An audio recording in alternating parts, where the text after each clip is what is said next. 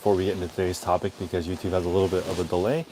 But today's topic is going to be dealing with the eBay apocalypse, and I'm going to define what I mean by that in just a second and 3 ways to deal with it. So what I mean by the eBay apocalypse is the standards for being an eBay seller are starting to rise. So you guys can see the penalty for being for having your service metrics too very high, meaning you're not satisfying your customers very often. That penalty has gone from 4% to 5% to now 6%. And these are all new. So this new penalty is not really designed for the people who listen to this channel. People who listen to this channel, we all strive for top rated seller, and we aim for at least 5 sales a day. So if you get 5 sales a day over the course of 90 days, do a good job, you'll probably be top rated seller, and none of this will ever happen to you. But what eBay's doing is they're increasing the standards for sellers. So it's actually sort of gearing itself towards people who are good at eBay selling. Not necessarily big, but people who know what they're doing. So what I want to do is help us right now take advantage of what's going to happen in the future. And this is what I think is going to happen. I think that there's going to be a lot of eBay businesses that fail. If you fall below standard and you have a lot of overhead, I think that business is on its way out. So in our group, we have somebody from the UK, and they have way too much overhead. So they have a warehouse, and they have 7 employees, and they have a very poor listing habit. So that means the systems aren't set up properly. This store is going to get weeded out because the overhead's way too high, expenses are way too high, and the production is not very good. So there will be opportunities for us as resellers to buy out other stores. I'm seeing more and more offers coming in of people who are now giving up because their store has now fallen below standard, and now eBay is hiding their listings. So there's 3 things I want to talk about improving, but if there are any questions, we can throw those in as well. And we're in the shop, so whatever you guys want to see, we can walk around and address any of those questions. Question or comment from Corbelic. eBay is glitching or winter update. I always sell a lot daily, and this past week has been dead slow. Yeah, so there's a lot of things that happen. Super Bowl happened. So for a lot of people, that's a really, really slow day. For me personally, I'm in the women's clothing category. Yesterday, I killed it. So I would say the eBay app, this is from my colleague Tech and Sports. It's for buyers. It's not for professional sellers. Professional sellers generally use the desktop app because it's faster. So I did the I'm releasing a walkthrough of my process with me talking over me doing it on, is it tomorrow? Thursday. On Thursday. Yeah. So on Thursday we're releasing that. And I think it's about twice as fast doing it on a computer than it is on a phone. So if you're doing this professionally, ideally, you would want to do this as fast as possible. And that's the point of this channel, is to always be talking about how we can get our jobs done earlier and faster. I don't use the eBay app at all. So the only thing I would use the eBay app for is to impress people with my 90-day total, and I never do that. That's really the only purpose of that, is to screenshot your 90-day total and post it on Instagram. But the people who are impressed by that don't understand what it takes to run a real eBay store, and the people who really understand what it means, they understand all the different pros and cons of running a large store. So I don't know what that's for, but you don't need to use the eBay app unless you're shopping for deals. Maybe as a buyer, if you're trying to snipe items, I would use the eBay app and just quickly buy a good deal, but it's not really meant for sellers. It always glitches, and it's one of the most popular shopping apps in the world, so it doesn't surprise me that it glitches. Question from Hollywood Reseller. Yeah. Would remaining an all niche store be a good idea in the long term? I think so, because let me give you an example. There is a seller in our group who has 43 employees. He's in one category. When something changes in the industry, it affects him millions of dollars. So it's possible that he gets suspended and he loses his entire niche, but he's just going to move those items that he can't sell on Amazon or eBay to another platform or create his own website. He'll just pivot. So I don't think there's any issue with niching down, because when the market changes, unless that particular niche goes completely under, which is extremely rare. Usually when something goes out of business, like no longer gets made, it becomes harder to acquire but worth more money as supply dwindles. So I don't really see any downsides. As Pat Flynn of Smart Passive Income would say, the riches are in the niches. So you can be general, right? And this is one of my arguments for not cross-listing, is cross-listing set me back years, honestly, because I never got really good at eBay. I split my attention between eBay, Poshmark, and Mercari. I never became excellent at one of the platforms. I chose eBay because it has the most customers. So that's one of the things that I'm focusing on right now, is trying to get good at one platform. If you've never been good on eBay, you never get the top rated seller, which means you average at least 5 sales, then you've never experienced the premium traffic. If you're just starting out, you don't get the premium traffic. You have to be a top rated seller. And that's what this channel is for. And I need to be careful because sometimes I get sucked into making content for people who are really inconsistent. But I have to remember, most people on my channel are consistent. They just need to work on their niche, figuring out what they want to sell. They need to work on their schedule a little bit. But most people who listen to this channel actually are doing quite well. So I think that I need to really remember that. Question from LSGS Rob. What's Yep. going on with your sorry. What's going on with your store? I see that No worries. I need water. I see that your listing habit has been all over the place, and today you listed over 500 items. Thanks. No worries. So this is a good question. So as far as my listing habit goes, I've been doing a lot of thinking recently because my colleague Tech and Sports, in 13 years of doing this, he's never actually listed less items than the day before. So he either lists the same number of items or more items than the previous day. So I've been kind of taking a step back and seeing what I could do consistently forever. So there's a couple of things here that are interesting. Number one, category wise, I'm feeling pretty safe in the category of women's clothes for a few reasons. One, half of every single thrift store is women's clothing. If you look at somebody's belongings, usually like a third of them are clothing. So a lot of people have clothing. I think they'll continue to do clothing in the future. That's why I've chosen clothing. Women's clothing, in my opinion, is one of the harder categories. There's more item specifics, there's more categories. So to answer your question on my listing habit being all over the place, I've been a little bit distracted the last 3 months because I also sell collectible shoes sometimes. So that's a little bit distracting because I can make between $20,000 and $40,000 a month profit selling shoes, but it's distracting me from my main business, right? So it's kind of like a temporary situation where I can make a lot, and it's not a long-term solution, which is making me wonder a couple of things. Could I make shoes into something that I could do forever? And I think I could, with a couple ideas that we could talk about today a little bit. But now that I've realized that the most important thing is to make sure you stay consistent. As you continue to watch my store, it should be at least 143 items, but it is all over the place because over the weekend I launched 2,000 listings. So in the store was only 4,000 listings. So you can see this week I'll probably double and go to 8,000 listings. My draft bank is ridiculous. It's huge because I've just been curating and taking my time going through the listings and making sure the quality is there. So you'll see it vary a lot this year, but towards the end of the year, my guess is my store will be around 11,000 items. Right now it's 4. So I had to balance temporary opportunities that might seem better, but then it's making me wonder, could I sustain a shoe business? I just don't know how to do it exactly yet, but I'm getting close. I think what I would want to do is set up something called Sneaker Cash Out.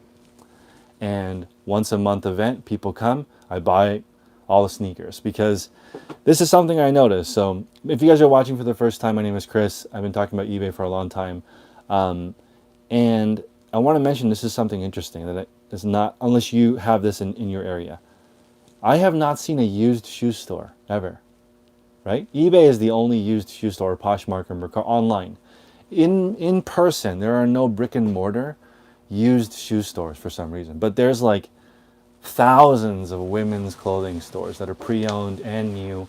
So I just find it interesting. You know, like a lot of people like to sell used shoes, and I personally like shoes more than clothing, but I always am not able to get enough supply, and I don't want to buy shoes that require a lot of cleaning. So I'm just not into it. Clothing you can throw in the laundry, it's done. Shoes you can't throw in the laundry, they're not done. There's still issues with them. They wear differently.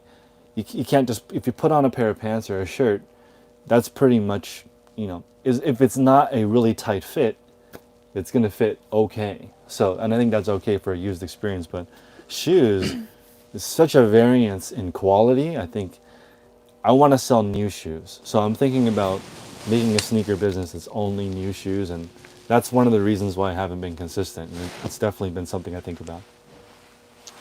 Question from Andre. Do you buy clothing with stains and defects? How do you price those items? So I'm trying not to. As I get more picky, I am trying to avoid items with stains because I'm trying to reduce my return rate. And right now I have a ridiculously low defect rate.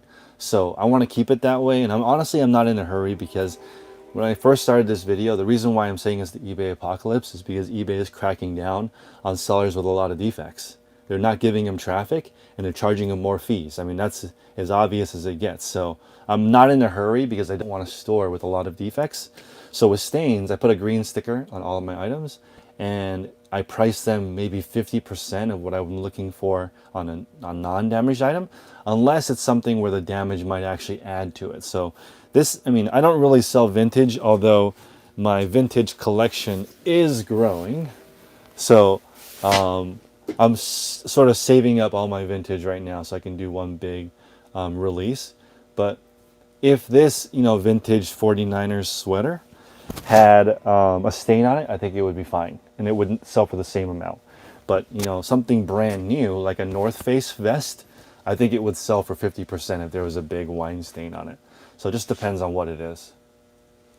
Question from Shop Rio. I sell brands like Tommy Hilfiger and Ralph Lauren, knitwear mainly. What do you think is the best price to list these? I buy wholesale for $3 each. I'm assuming it's pre-owned, wholesale at that much. It depends on the styling. It depends on the sizing. So Ralph Lauren and Tommy Hilfiger are very different. Some Tommy is really in style, some you can't give away. So it depends. Some of it, $3 might be paying too much. Some of it might be worth $40, $50. It depends. Ralph Lauren is, you could just make a living selling Ralph Lauren only, but you would have to know the difference between the styles, the patterns, the size. So it's hard to answer because I have some Ralph Lauren in my store for $8, and I have some Ralph Lauren in my store for $800, depending on what it is. Also, the really high-end stuff I will send to the Real because they can get the most money for it. I'm actually trying to stay in the $20 or less category on eBay because it's kind of a flea market, and it's very competitive, especially with so many people copying myself in tech and sports that pretty much if you search any women's brand, you're going to see 10 people from our group with the exact same store. Men's clothing, the exact same too. It's even really insulting because in his store, they don't even change the verbiage. So it's literally the same store. Question from We're going to Chad. get this delivery while on the live. Okay. I'm just, what's up? Thank you. Oh, you're all good.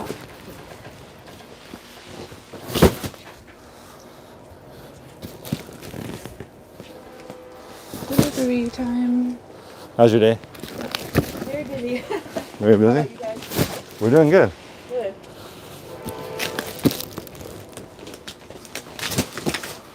All right. Have a nice day. You as well. Thank you. Thanks for grabbing them off the cart, too. You got it. So I made the mistake of talking about supplies that I need on my channel without ordering a lot of them. So now I will never do that again. I'm going to order a lifetime supply of stuff before I shot it out. So those were the plastic bags that I use. So I ordered 25,000 of them because the ones with the red tags that I used to use are sold out now. So thanks a lot, everyone, because I can't get those anymore. So I had to switch to a different bag. So yeah, it is what it is. When you are trying to make sure things stay the same, just buy them out. So I will maybe update my sheet as long as I have enough supplies, but I have to get a different size box. So it's funny. Everyone was asking what size box I use. In the next unit over, we're redoing it, and I have to get a different size box now because these are sold out. And I'm not going to tell you till I fill it up first, and then we'll talk about what size box I switch to. But again, I always recommend when you are switching storage systems, do it one box at a time. I have one of at least 10 different size boxes that I tried. So whatever you sell, make sure that you find the right system for you. Question from Hollywood Reseller. Can you go over impressions versus click-through rate? How does all of that work? Okay, so impressions is, let's say you're selling this t-shirt, NYPD t-shirt. So and there's 5 shirts on the listing, and then there's 5 shirts below the fold. So this is the Google fold. This is the bottom of your computer screen. Anything above the computer screen that the customer can see, that's an impression. Anything below the fold, you don't get an impression, so nobody sees your item. That's what I mean by eBay apocalypse. People who are not good at selling never get above the fold, so they never get any sales. I think something like 80% of the sales on eBay happen just from the top of the fold. So in order to get there, you have to have a good price, good pictures, good title, good item specifics, good return policy, all that good stuff, and most people never take the time to understand. That's why I don't think you should cross-list, because eBay has the most traffic, but it also has the most barriers to entry. You have to learn how to use it. Otherwise, the customers will not be able to find it. Although I don't know what you guys think, because I don't know if this is true or not, but I think I heard along the grapevine that Poshmark is not going to do sharing anymore. They're going to do best match. If that's true, I imagine a lot of Poshmark sellers will have slow sales because they can't rely on the share feature to get their items in front of people. They'll have to rely on the best match algorithm, which takes time to learn. So impression is when they see it. Click through means then they click on it. So you show up above the fold, great. There's 5 listings, 2, 3, 4, 5. Click through means they actually click on it. That means they're in your store looking at your item. And then when the person actually buys, that's a sale. So that's the conversion rate. So ideally, you would just need 1 view and 1 conversion rate. But depending on what it is, people like to browse. So if I'm looking for an iPhone case, I might look through 5 of them to find one that I like. So that's 5 different impressions and only 1 person got a sale. So I probably looked through hundreds of phone cases, only clicked on 5. Those got the click through, only bought 1. They got the conversion. So eBay is very competitive. And I think right now, the key is being consistent so you can keep your traffic the same. So I'm glad that you had that question earlier about me being consistent myself. I look at it on an average. So I want to have 1,000 listings up on average per week. And I've been doing just fine, but I do want to make it so at least 143 per day are going up. And I'm working on processes myself to get that more consistent. Question from MNB. Sometimes if time or unlisted inventory is low, does it make sense to list low margin items or items not likely to sell just to maintain a daily listing habit? Definitely not. So in the reseller jumpstart program that I have, I talk about listing the same number of items each day that are the same quality. So I would rather you list 1 good item a day than 5 crappy items that never sell. That doesn't work. So I don't know who brought that up. It must be a different YouTube channel because I don't talk about that. I never say list garbage. That's never come up on this channel and never will. I never say you have to list a lot of items. You don't. Being a good eBay seller just means that you're top rated, and that's 5 sales per day. I don't consider that advanced at all. 5 eBay sales a day. Also, let's see. I think 10 eBay sales a day makes you in the top 1% of sellers. That's how rare it is. 10 sales a day means you consistently list at least 10 good items a day that actually sell. That's less than 1% of resellers. So to me, that's kind of mind-blowing because if you're going to take this seriously, why would you list less than 10 items? So the video that I'm posting on Thursday, shipping, customer service, photography, listing, the whole thing only takes 41 minutes. So the average person on eBay, this is crazy. Maybe you guys should sit down for this. Sit down, get out a piece of paper. The average person on eBay works less than 41 minutes a day. Is that not crazy? The actual time it takes to ship, answer customer service, photograph and list, all that time added together, only 41 minutes. 99% of resellers do less than 41 minutes of work a day. They spread it out all day long because of all the distractions they have during the day. But only 41 minutes. So that means you could wake up at 5, and by 6 o'clock, by your morning coffee, you would be done for the day. Question from Chad. What do you consider a good listing practice for listing vintage clothing? Anything different from everyday stuff? Vintage clothing is very specific. So I would say you need to show the stitching if you can. You need to show any stains if you can. You need to list things that are on trend because not all vintage styles sell. I would say, just from my limited experience with vintage, it's okay. First off, I am not cool. So when I went to the vintage flea market here locally, all the people that were wearing vintage, half my age to begin with. Okay, so I'm not cool. I'm not hip. I don't understand why some of the stuff that they're wearing is cool. Looks horrible to me, but it's on trend to them. So it's different, right? That customer is different. You would have to know what's cool and present it properly, because it's easy for me. Like when I post some vintage items, it'll be very easy to see how big of a noob I am. I have no idea. So I'm going to be basing it off of style. I'm going to be basing it off of, maybe it's good that I talk about it since I'm a newbie to vintage clothing. I'm going to go over style. I'm going to go over the graphic. I'm going to go over the tag. I'm doing, nothing made me feel like I didn't know anything, like going into the group and looking at the people who know the tags. They know that's a 1987, that's 1991, that's this year, that's that year. That year they had this designer. I don't know any of that. So if you are going to be in the know, you would want to know what keywords to use, what style, who's wearing it, when they're wearing it. So, it's very difficult. Question from Tom.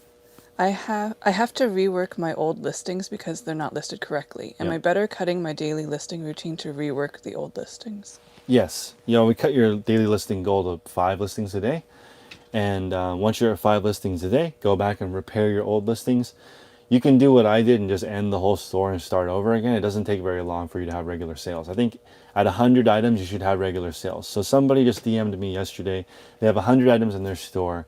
They had 2 sales, and they asked, should I switch categories? Now, here's the thing. If you're horrible in one category, switching categories, you'll just be horrible in that category because you have to be a beginner again. If I switched to vintage clothing, I would be horrible for 3 to 6 months as I learned that new category. Now, if in your area that's plentiful, that's great. But I look through 120,000 pieces of clothing and I found 5 vintage items. Okay, that's not going to work. I cannot have a vintage men's clothing business. I never find it. I just got lucky. It's almost like the pieces of clothing that I found were just miscategorized. Like it's already being sorted out by the time I get to it. So you need to think about what you can get in your area and then specifically get good at that. So it's a combination of what's near you and then getting good at that. Because just even if I was a vintage expert, there's not enough stuff the way I'm looking for it for me to sell it. Question from Randy. Hello, Chris. I am restarting my eBay store. Would you continue to use the below standard account or create a new account? So this is challenging because the below standard account is being punished, right? That's the eBay apocalypse. You have to stick with it because if you open up a new account, both accounts are compromised. eBay knows. If you use a different name but the same IP address, same name, different IP address, they can connect those dots and figure out it's the same person. So I would just stick with it. Get to 5 sales a day in your below standard account, and over the course of 90 days or 3 months, you will correct that. And I think that's eBay's response to cross-listing. When you mark the item not out of stock, you're letting eBay know these items are everywhere. So eBay doesn't like that. So I think that's something that is really going to hurt sellers in the future, because those defects, maybe they move it up from 0.3% defects to 0.1% defects. Like, you know what? You sell 1,000 items and one person's unhappy, you don't get to sell on eBay anymore. Maybe it becomes that strict. If it becomes that strict, then you're going to have to do some crazy volume in order to make up for that defect. Amazon has that difficult of a defect rate. So I remember, right now I've only sold maybe $15,000 to date on Amazon. I remember 2 years ago, I didn't ship one item and I got suspended. So for poor performance, for one item being late. It's not even like I didn't ship it at all. It was just late. So imagine on eBay or Poshmark, if you got suspended after one item, it would weed out 95% of the sellers. If only 1% of sellers are consistently listing 10 a day, how many of them, it's probably 99.99%, don't ship on time. So the 5-step program that I put together, I didn't even have anybody complain. It's just list 5 items a day that are $10 profit or more. Make sure that they're good brands. Ship every single day. Answer customer service immediately. And close any cases or returns immediately. That's it. So I haven't had it. Literally, you don't need any more advice. You guys could just log out once you've smashed the like button, and that's all the advice that you need. Question from Shoe Bear. If eBay encourages free returns, Yeah. why do they slow traffic when you get returns? They don't slow traffic when you get returns. They slow traffic when the return is for a reason that's not buyer's. They slow down your traffic when your return is for a non-buyer's remorse. So meaning, if you screw up an order and the customer has to return it, I would penalize you too. That's everybody. The only person that doesn't penalize you would be like your mom. Everybody else wouldn't be lenient with you. If you don't show up to work on time, you're going to be treated worse than the people who show up to work on time. So it's just, is that not obvious? Can you guys put in the chat whether or not it's obvious that eBay would slow your traffic if you had a return that was your fault? Like, it seems like most people probably know why their sales are slow. It's probably because you don't list consistently, you're listing items that never sell, you don't ship quickly, you have returns and cases against you, and you don't answer questions quickly. So they're giving traffic proportionally, and it's not a person, it's a robot. eBay is a robot. So it assigns traffic proportionally. Question from Benjamin. Yeah. Chris, what are your thoughts on selling media at a loss to attract buyers for players like VHS, VCR? Do you think eBay pushing followers will reward that model long term? No, I think you need to figure out a model that's profitable, but if you have items that you want to get sales velocity on, just give them away. I have no problem with that.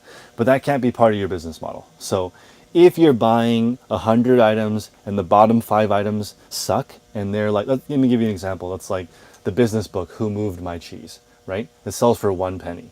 So if you sell a book for 1 penny, you're going to lose money because it doesn't cover anything. It's so popular and there's millions of copies of it. It's too flooded, right? I would still sell the book though for 1 penny because it will still sell. It's in the top like 1,000 most popular business books ever. So I would still sell it because it's already coming through my system and it's a unit. I don't care. I'm not going to redonate that book because it's going to sell instantly. So I would focus on if it's coming through, it's a lost leader, do it. I'll give you guys an example. I had a cool jacket come in with a hole in it, right? So normally this jacket might be $32, $35. I priced this jacket at $15 because there was like a baseball sized hole in it. Okay, that's ridiculous. So there's a huge hole in it. I put in the title, huge hole, still sold immediately. And if I had paid up for it, so let's say cool jackets, if all I could buy was cool jackets, I might even pay up. Like I might pay $15 for every single jacket because they sell really well and they're popular and it's still winter.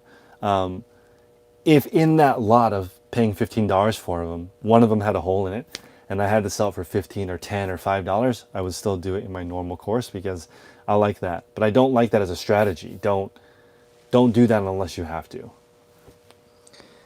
Question from Noah. How do I start an eBay business full time? I love your videos. What's up? Okay, so this is gonna be in my. I didn't even go over the 3 things that you were supposed to do for the apocalypse. But number 1 is increasing revenue as much as possible and holding on to as many jobs as you can and making yourself irreplaceable at your job. Okay, because right now, income is not guaranteed. Companies are firing tons of people because everything is getting so expensive. So they're really taking a hard look at, do I need this person? And they're making people do everything. There's people at companies like, it would probably make sense for me to have my people who photograph and list also ship. Because then they're truly like their own store. You list, you get all the items ready for shipping. And I'm maybe thinking about that right now because expenses are going up. People are going to be asking for raises because the cost of living is going up. Things are getting more expensive. People are consolidating. Some of my workers are deciding, you know what, I want to work 4 days instead of 5.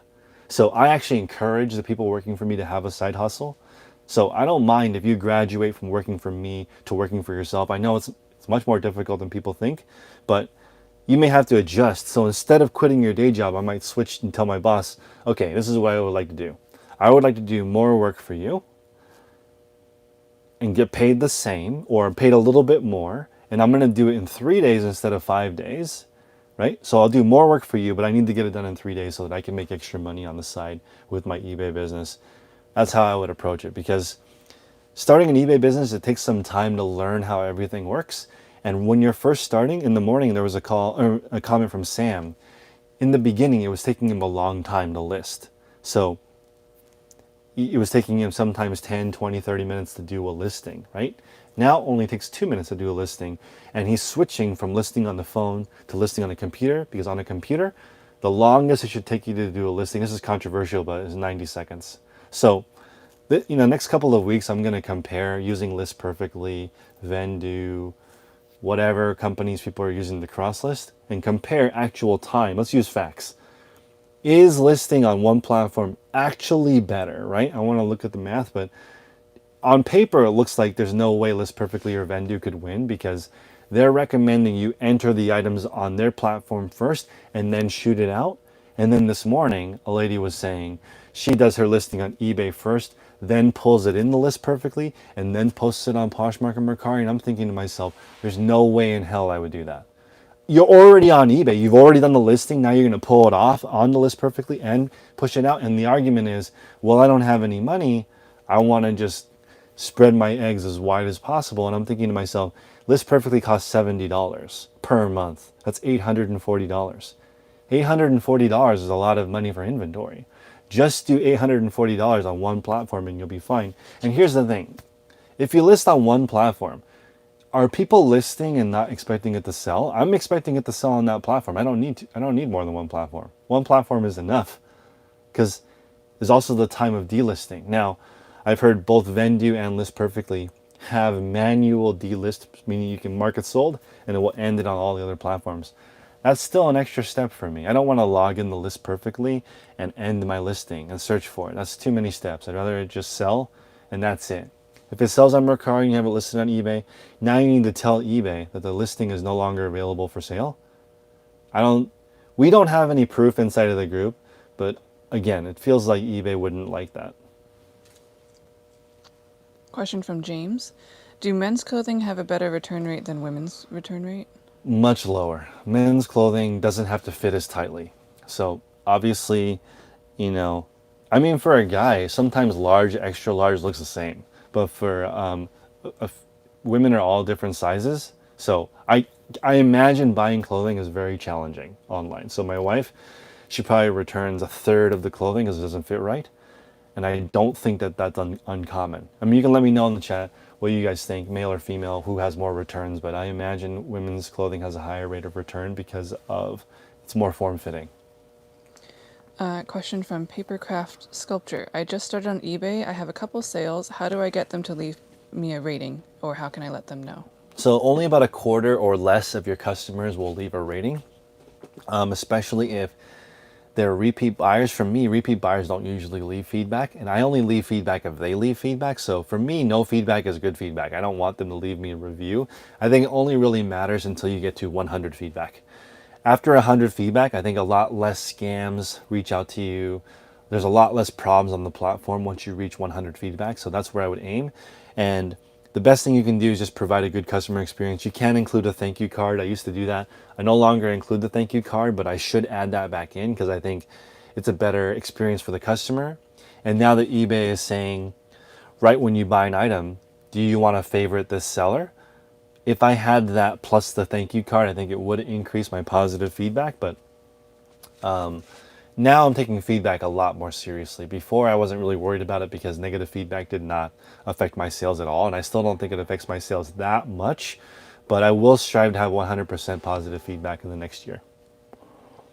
Bombo is wondering if you ever missed the car business. He was also in the car business. What's up? No. Now that all my friends in the car business are saying that there's not any inventory. So when there's no inventory, the car dealership makes all the money and they don't need you because there's not enough stuff. So it only requires skill and art when there's too much stuff, in my opinion, because then it requires some ingenuity to sell it. If there's only one Lexus and 10 people want to buy it, you don't need a salesperson. Okay, you just put the price on it and somebody will walk up and pay all the money. So I do think it would be cool to sell cars where the buyer is begging to buy a car, because car prices are now up 40%, gas prices are up 40%, and something like 80% of all money ever was printed in the last 22 months. That's scary. Okay, so we're talking cars are 40% more. So the other part of me responding to the pandemic was reducing your expenses. So this is kind of insane to me. I bought my Prius, as you guys know, that I bought that car for $9,000. I think I got an offer from CarMax for $16,000 on the same car, almost double what I paid for it, because right now there's such little inventory. So it's weird. I don't miss the car business as far as I don't like the management at car dealerships. I actually think cars should just be buy it now. I think CarMax is the future. I don't miss the car business. I miss happy hour, but not the car business. I love happy hour, but that can be for any job. Question from the salesman. Thrift stores are becoming super competitive. Yep. Will the sellers who survive are the ones who look to other ways of sourcing? That's a great question. I don't know, because Christine and I are going to go thrifting, and I'm going to try the 40-hour a week thrift. I'm sorry, probably 40 hours. Let's go thrifting 40 hours and see. How much could I really find if I was a full-time buyer? I think it's hard because, as an example, shoes, right? People love selling shoes, and people just say, oh, well, I'll just drive to more thrift stores and find shoes that don't need cleaning.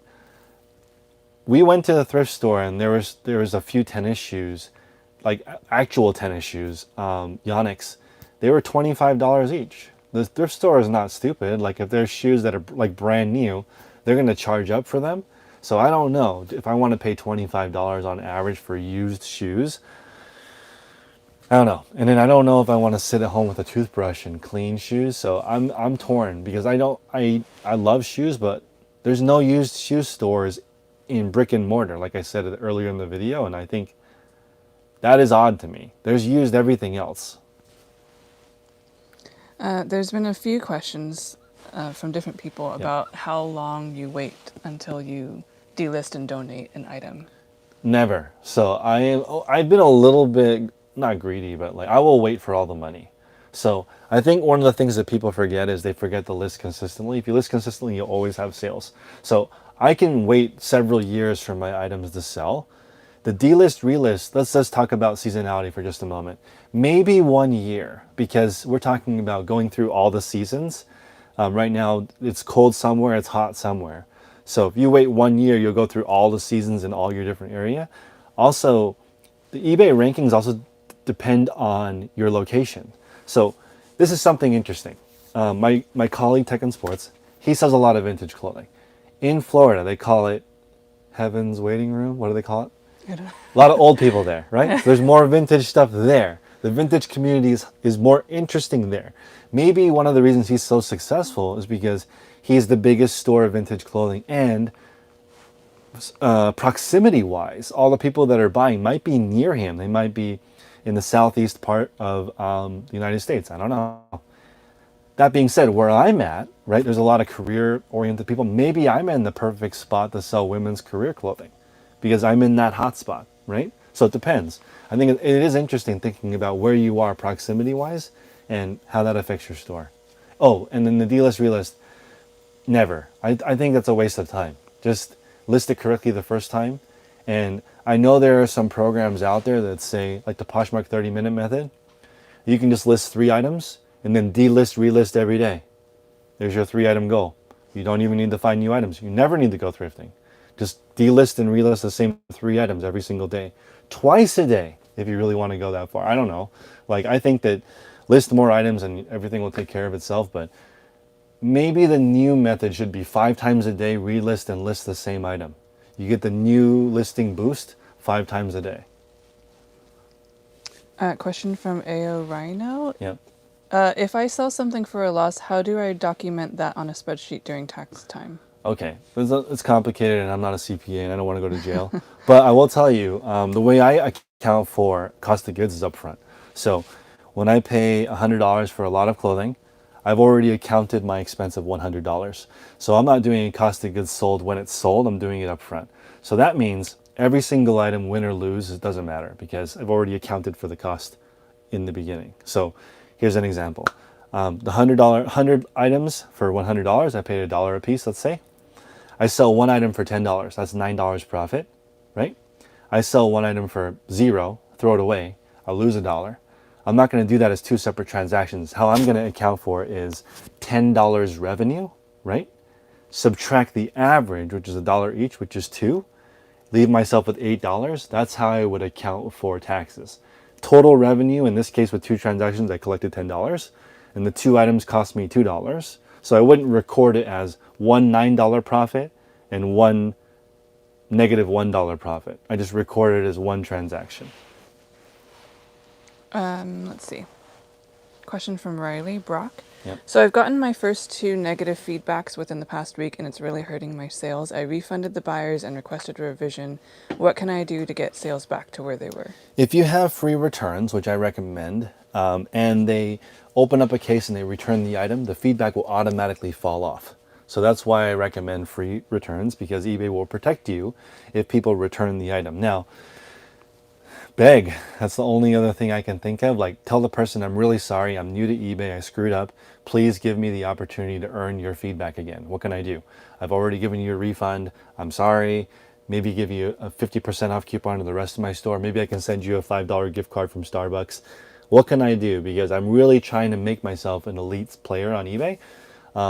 And also, you'll see, like, when you're a huge seller on eBay, you can get a couple of negative feedback and you still have 100%. I think it's like 2,000 feedback for one negative. It doesn't even drop below 100%. So 99.99 and above rounds up to 100%. So again, I know that people think it's unpopular, but I want you to have a bigger store. Question from Kim Poshable. What's up? When do you suggest the best time to hire an employee? Great question. So if you did what I did, which was wrong, you hire people immediately, first day. You sign up, somebody help me, right? And that's the wrong way to do it. My colleague has the right way of doing it, which is when your shipping is too intense, you need someone to help you with your shipping, that's when you should hire someone. So that usually comes at around 50 to 80 sales per day. I would say you need to hire someone to help you. So shipping is the first employee. Shipping is the first employee I would hire. Yeah. Um, Backing up. It's also the easiest to hire. So finding somebody who can physically take the photos is very difficult, and somebody who can do the listing for you, it's very detail oriented, also very difficult. Shipping is easier because hopefully you only have a few different ways to explain, and that makes it a lot easier because you're just training like maybe 5 different ways to ship something versus thousands of item specifics. And photography is very physical, so you need to find the right person to do that. Question from Walter. Why do you overprice the shipping? So one of the reasons why I overprice the shipping is because promoted listings used to not be charged on the shipping cost. So I would have a lower buy cost and a higher shipping cost, so I could kind of pay more for advertising. But now that that went away in the winter update, I might reduce my shipping. So it depends. I think I haven't had any issues changing it to economy shipping, because a customer will say, why don't you help me out and why don't you ship it priority? And if the item is over 1 pound, I'm going to ship it priority anyway. And then if it goes first class and they want a couple of bucks off, I can give them a couple bucks off. So I have more room for negotiation too. Question from Corbelic. Any advice for listing just original artworks? Yeah, so if you're going to go original artwork, I would read the article 1000 True Fans by Kevin Kelly. And the idea is you just need 1,000 fans to support you by giving you $100 a year, and they will do that. Like Christine's my videographer. She has all kinds of arts and prints. I would subscribe to her if she had some kind of a service and I enjoyed that art. I could be one of her 1,000 customers, and every year she could bill me $100 for her original creation. That's how I would approach it. On eBay, there's millions of customers that are looking for brand names. It'd be very, very difficult to sell on eBay because it's too general. I would go specific. I just saw a tattoo artist who does Pokemon skeletons. So it's like a Jigglypuff, but it's the Jigglypuff skeleton on the inside, and she's made a niche for herself in that. So she only needs an Instagram following of 50, to be honest, people that like her tattoo work, and they'll either buy prints of the tattoos, or they'll get a tattoo, and tattoos are really expensive. So she has a really good Instagram talking about If you want to support me, you can get a tattoo from me or you can buy the print. She doesn't need very many fans. So I think that's really important to understand. If you're going to sell stuff that everyone buys, I sell mall brand clothing, I need a big store. If you sell Burberry, Gucci, Versace, you don't need a big store. Question from Angel Sabrino. Yep. I've already sold everything I own. I am top rated plus and am Yep. thinking of investing some money into inventory. What is a good amount to invest in clothes to resell? That's a great question.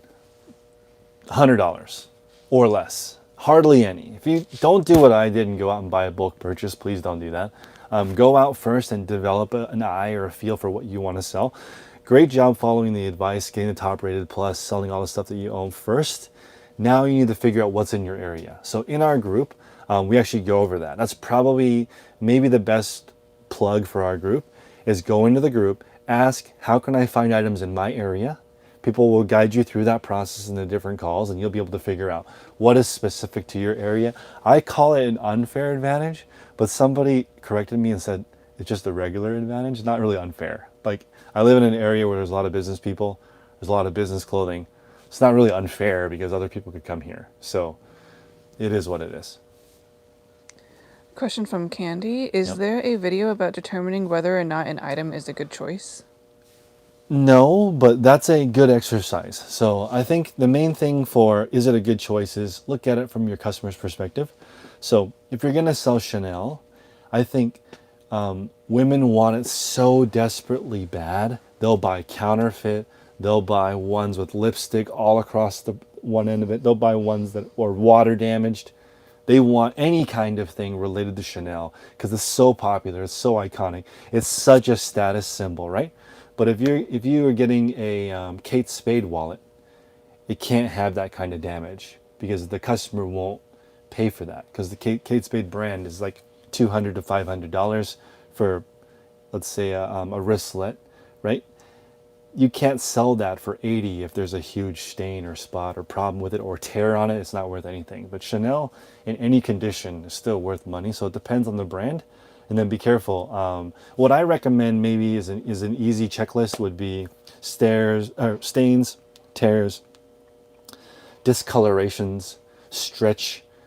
If there's any kind of stretch, like if this cuff was completely stretched out, it would have to be something that you tell the customer. And this is a tuxedo shirt that someone was wearing to their wedding. That would look ridiculous if the cuff was stretched out. So that customer would not allow it. It would need to be fitted. So you need to think about it from the customer's perspective. What do they want to buy? That's why I really want people to collect. Like, I could collect women's clothing at this point. I know what kind of stuff is somewhat valuable and would go up in value. But those pieces are kind of hard to find. And I sold a Moschino, I don't know if that's how you pronounce it, Moschino sweater for $140 yesterday. And I think that was a mistake because I looked it up on the Souls and I was like, okay, you know what, I'll list it. But I think if I sent that to the Real, maybe it would have sold for $600. So it was just something that had already been photographed and put into the store. So I just listed it anyway. But I think I maybe missed out on that one. Let's see. Question from Patricia. Yeah. Hi, Chris. When do you auction an item? Never. I don't have any auctions, so I feel like that there is a time and a place for that. If you have a really desirable item, a lot of people wanting it. I want eBay to have live auctions, but I personally don't do anything on eBay auction style. If it does end up being ridiculous, the people usually end up not paying, so that's not my jam. Question from Lifting Over 50. Chris, you recommend using best offer, running sales, as well as using promoted listings. Yep. But what is your balance formula for using these three features together? Oh, that's a great question. So I think it's a quadruple threat. It's like I like to do the markdown, right? Ideally, markdown plus the coupon, plus promoted listings, plus combined shipping. All of it comes out of your pocket. So you just have to think about how much money, how much margin do you have. That's the best way to do it though. If the item looks like it's on sale, people get a deal if they buy more than one. There's a coupon that makes me want to buy it right now. And it's promoted, so it shows up above the fold, meaning what we were talking about earlier. It's in the first 5 listings. That gives you the best opportunity to actually sell your item. So that would be the equivalent. The example we use in the group is you're the chewing gum on the aisle when people are about to walk out, but you're also affordable chewing gum. If it was $12 for a pack of gum, even though people see it, every single person who walks through the grocery store sees it at $12, they're not buying. That's too expensive for gum. Question from the Grand Exchange. Hey Chris, what's your favorite TRP episode? Oh, my favorite episode. My favorite episode got deleted, and it was one where we were talking about just the mental state of thinking it's time to go. I'm really sad that this episode got deleted. Now we actually double record, so in case that hopefully it does not happen again where we lose the episode. But essentially, it was like you wake up, it's time to go. That mentality of time to go is really powerful because it doesn't allow any other ideas to come in because it's time to go. So you get up and you immediately start moving. I think motion creates emotion, and that's controversial because some people say if you don't feel like it, how do you do it? But I feel like a lot of times I don't feel like it and I still do it because I'm just moving. That's why I like this chair. You know, like a little bit of movement keeps you awake, and yeah, it just helps me get moving. And that was my favorite episode because it was talking about the first few seconds of working, and I think that's all you need to get going. Question from Happy Feet Harrison. I recently received a coupon from your store. How often do you send those out, and how effective are they? I would say I convert 4 to 5% of them. I send them out once or twice a day. So I send out maybe 300 a day, and it gets me an extra 12 to 15 sales per day. So it depends on how aggressive you are. It depends on how long I've had the item. I recommend in the beginning you send offers one at a time. That way you can really start understanding, wow, a lot of people are looking at this shirt. Maybe only 5% discount. Wow, this is the first time someone looked at this pair of pants. 80% off. I'm desperate. Take it. Anything. Any offer I will take. So just depend. If you're really desperate, turn on the allow counter offer option. I don't actually do that though. I'm a one and done. This is my deal of the day. What do you think? And sometimes people will come back and say, oh, I feel good, but a little bit lower and we have a deal. So those people, I usually work out a deal. Comment from Scott. Love these live Q&As. Keep them coming. So we moved it. It used to be Thursdays at noon. So Yeah. now we're moving the live to Mondays at 10 a.m. It just was what YouTube told me to do. And apparently this is a lot of questions, Yeah. more questions than last week. So appreciate you guys. Smash the like button. Let me know where you're calling from. Question from CS. Do I have to make a new store to change my store name, or what? Because I can't find how to change the store name. So you click on the account settings, then click on your username. You can change your username once per month. You can change your store name anytime. So you don't need to get a new store. You only need one store. If you have 2 different kinds of items, you sell Pokemon and you sell clothing, same store is fine. You don't need multiple stores. Running multiple stores is a pain in the butt. I only do that because I have some replenishable items. So those items, it's kind of like eBay gives you a fixed amount of traffic. So they give you a certain number of views. And so it's kind of hard. With a replenishable store, most of the people who are successful only have a handful of listings. And I've seen that. Like people ask about drop shipping too. If you're going to drop ship, I recommend just a couple SKUs so you know what you're doing. Because if you try to go wide, you'll end up getting too many defects. Like there's a person in the group who just resells Patagonia Better sweaters. So I'm sure you guys know what that looks like. It's this the regular fleece with the Patagonia right here on the corner. A lot of companies use them, right? All he does is refresh Poshmark and Mercari all day and buys those when people list them too low. Sells them on eBay for more all day long. That would work because you would know red one's worth more, blue one's worth more, green one's worth less, yellow one's worth less. That's vintage, worth 50 more. You know, you would know that if it's all you did was one thing. And there's enough better sweaters to do that because it's like so popular. Question from Gasper. Yep. Hey Chris, been following for a while. I'm listing 10 a day. I'm top rated. I'm finding that sales are still a bit inconsistent. Fixing old listings daily, kind of puzzled. What's the size of your store? I consider 10 a relatively low sample size. Okay, so this is how I look at it. overall, year after year, every year I've been doing eBay, I've made more money than the previous year. So this is the new trend, right? So, but this is what happens in your eBay store. It does go up and down, right? But over time, it trends up. So I'm not really worried about the ups and downs because every single day I have different sales. So I guess I'm just really focused on the future. So I know the ups and downs are fine because overall I increase. And people had asked about what the weather is like in California. I would consider it cold if it's between 50 and 59 degrees, and that's as cold as it gets. So it is mild. I know some people in the group are talking about negative 30. It does not get negative 30 here. 50 I would consider cold. When I went for my run this morning, it was 51. Let's see. Question from NY Average OG. Hey Chris, I sell toys and collectibles. Do you think if we had a depression or major financial failure, people would keep buying toys? I know people would buy clothes. Yes. There's a lot of, I don't know if I can say this, like nerds, they're recession proof. I'm somewhat of a nerd. I would pay to collect things year round. And if I am stressed out because of the pandemic, then I would probably buy myself a couple extra collectibles just to cheer myself up. I don't think that market's going anywhere.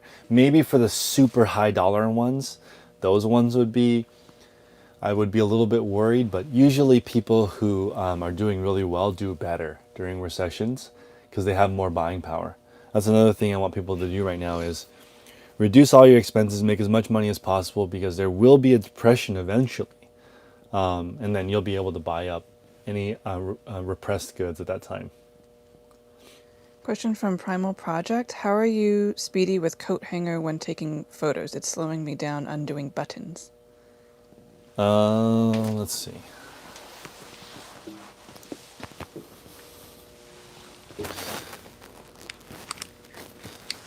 Okay, so you could do what my worker does and go from the bottom. So she goes from the bottom. I button it before she gets it.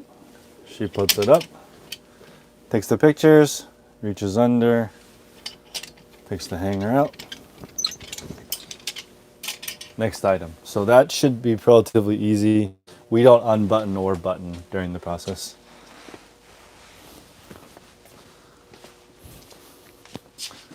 I don't know. Was that? Hopefully that was a good answer. But we a try good trick. we try not to button anything or Yeah. unbutton. It takes a while.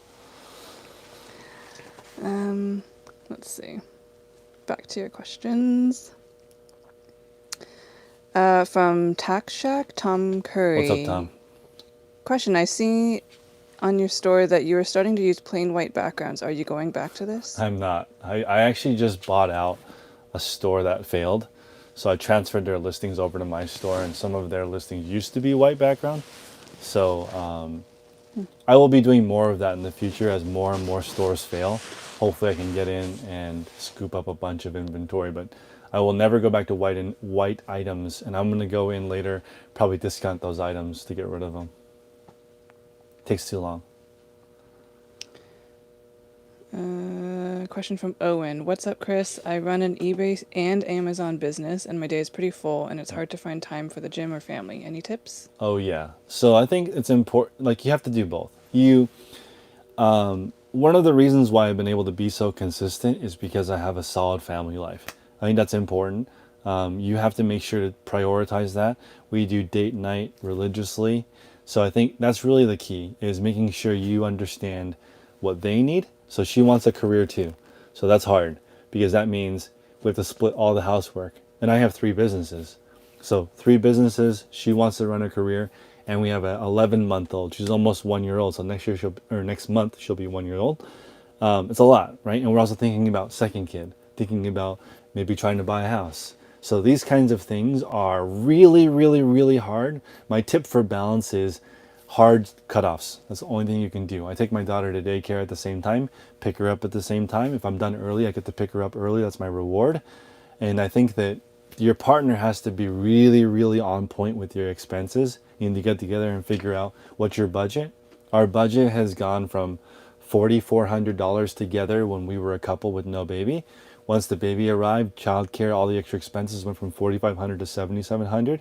Now, if we're trying to save for a house, the minimum amount goes from I think it's like 11,900 now if we want to save enough money to pay for the mortgage out here. So you get to look at what your different plans are, spend a lot of time talking and planning.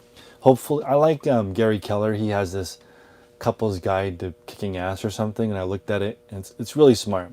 Making sure communication is key, making sure you divide your roles. Also, joyfully do something that your partner can't do if they're not able to do it. So like, I like the idea of splitting all the housework, making it clear, getting the kids involved. Maybe plan your vacations during downtime instead of scheduling them like a specific time of the year. Like for example, I don't usually visit my family or just my brother. I don't visit him until after Q4 because of the nature of my particular business. So it depends, right? He is in the golf course industry, so he works on the weekends. So we hang out weekdays, which means I need to have a shipper set up. So I think it's just about clarity, writing everything down, reducing your expenses as little as possible so you don't have to work as much. And then also making as much money as you can so that you can take a day off. That's a key. Like my workers here, I give them 1 day off per month. So we try to make up for that by getting a little bit ahead. That's why my listers do 105 listings instead of 100, because 5 listings over 21 days is 105 listings, which gives me an extra day in case they don't come in. So also they can take that day if they need to do something like a oil change, car fix, whatever. So that's going to come up once a month. So instead of doing today's Valentine's Day, some people get Valentine's Day off, some people get President's Day off. In my particular job, where my business is video production for YouTube or this, it's actually 7 days a week. So what I'm like setting it up is you can take your days off when you need it, not on a specific time. I think as an entrepreneur, you kind of have to understand that, because some people don't. Some people work holidays and weekends. I did that in the car business. I don't miss that. I don't miss never getting any weekends or holidays off ever. When I was in the car business, I was off Tuesday and Wednesday. So that makes it really hard to have a family. That's why most car business people that I met were divorced, because like, how do you miss every single activity with your family on the weekend, and then sometimes you're at work till 9? Like, that doesn't work. So you can't have a crappy home life and then also kill it at work. That's very uncommon. There are people who ignore their families completely and are successful at work. That's a little bit different. But there's people who want a happy family but ignore their family. That doesn't work. You has to be on the same page. There's some families where one person is just the breadwinner and that's their only role. So to each their own. Question from NY Average OG again. Yep. I started eBay really messy. Should I sell off most of my inventory and start fresh, or should I just take a few days and restructure my storage and store? Well, so my eBay store's messy method is 1% a day.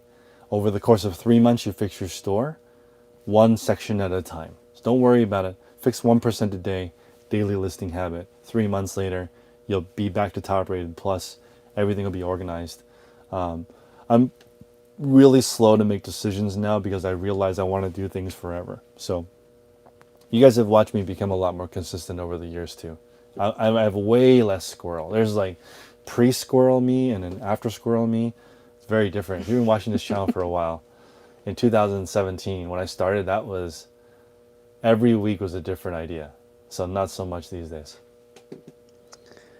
Comment from Draken. Chris, hello, from Bakersfield, California. What's Listing up? while listening is the best. I Great love it. advice. You are amazing.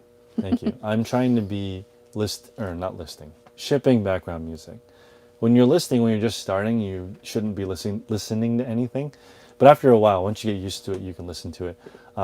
But I maybe I will shift the way I talk, because maybe I am listing background music and not shipping background music, because I don't want you guys to get defects during shipping. So maybe listen to music when you're shipping, and listen to me while shipping or driving. Or in the shower, apparently. Whatever floats your boat. Let's see. We are at over an hour. Over an hour. Okay, Do you want to do how many more? Let's do 3 more. Three more? 3 more questions, guys. And I'm mostly picking from members. Awesome. Thank you guys for supporting the channel. You can become a channel member and support the channel. Yeah. You don't get anything except for a badge, but But it helps highlights support. it so I can see. And it highlights it so you can ask questions better. Yeah, so we got a question from Christina Myers. What would be your liability, or what would your liability be for used shoes in a physical store? Why would it be any different than the Goodwill or consignment store? I don't know. I just haven't seen any. I think it's a supply problem. There are no used shoe stores. There's a used shoe section in a thrift store, sure, but like, it's interesting. There's no like used store only store. I think that'd be really interesting, right? Like if imagine going to a store and you just walk over to size 12 and for me and I look for a pair of used shoes. That seems interesting. It also seems like it might potentially be a hygienic issue because at my Goodwills, a lot of times they remove the insoles. So that's like, imagine sticking your bare foot into a shoe with no insoles and somebody else's foot's been in there. That's kind of gross. From Lobo Loco, what is considered growing too fast? And better yet, what is the best way to grow? Growing too fast means you can't find items, you can't maintain your listing goal, you can't put things back. You can see we've already done shipping and the store looks like relatively clean. So I would say when you can't put things back, you can't ship on time, you can't answer customer service, can't answer questions, that's when you're growing too fast. Like at this point, you guys watch, I was growing too fast several times last year. At one point, we were listing 400 items a day. That's way too fast for me. I think that I'm pretty comfortable around 100 to 150 a day. So depending on your tolerance for pain, I think your tolerance for pain should be 0. Like I'm not in a hurry to grow. People are like, your store is only 4,000 items. That's fine.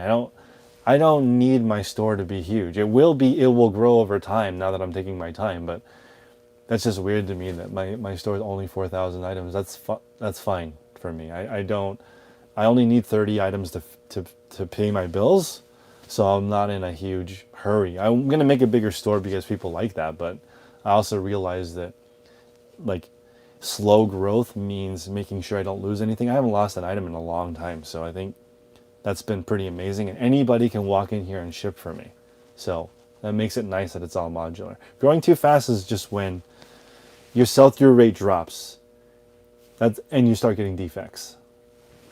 Last question. Question from Hidden Marvel. What actually happens to an item's visibility if it renews after 30 days? Is it boosted the same way the normal posting is? I've been going back through old listings, fixing info, and I'm seeing more sales. That is a great question. So this is my conspiracy theory. So since items end every 30 days and get relisted now in the good till canceled format, you get billed 10 cents forever or 25 cents depending on your listing setup. So for me, like I have all these boxes in here, right? And a lot of times I'll sell and they're listed in order, like 4 out of the same box. And I'll be thinking, how is that possible with this many boxes that I would sell 4 out of the same box? But those 4 items ended and restarted on the same day because on the 30-day refresh. So I find that I don't have any explanation for that, but I would guess that there is a boost when an item is about to end and an item is renewed. Otherwise, that you would think it would just be spread out randomly in my store, but that doesn't seem to be the case. It seems like those items I listed on January 7th, February 7th, they get a slight boost. That's just my experience. So we'll end it there since that's been a lot of questions. I appreciate you guys. Please join our Patreon group, patreon.com/theresourcepodcast.